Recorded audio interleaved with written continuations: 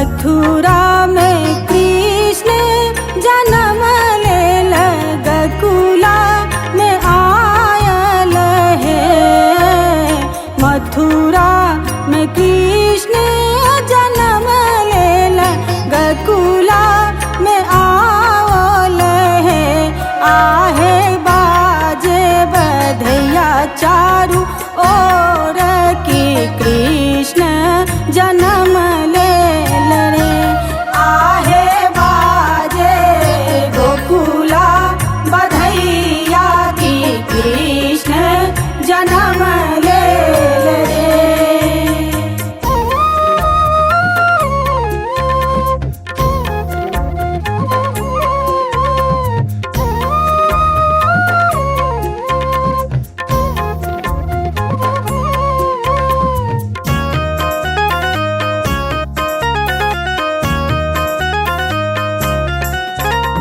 आचर पर नटुआ नचाए बसोहर सुनाय बहे।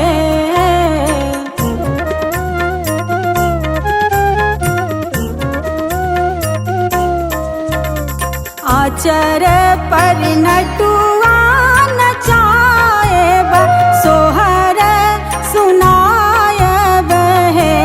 आहे सखी सब मंगल गावती उत्सव मनावती है। आहे बाजे गोकुला बधैया की कृष्ण जन्म लेल रे।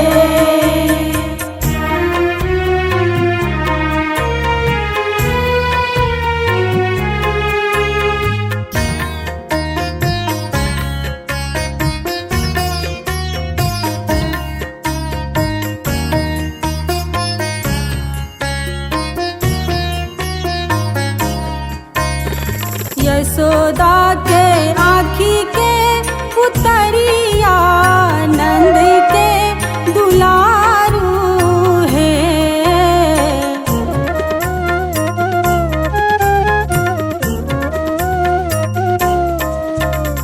यशोदा के आँखी के पुतरिया नंद के दुलारू है।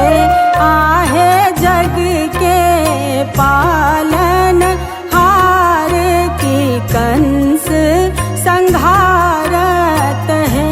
आहे बाजे गोकुला बधैया की कृष्ण जन्म लेल रे।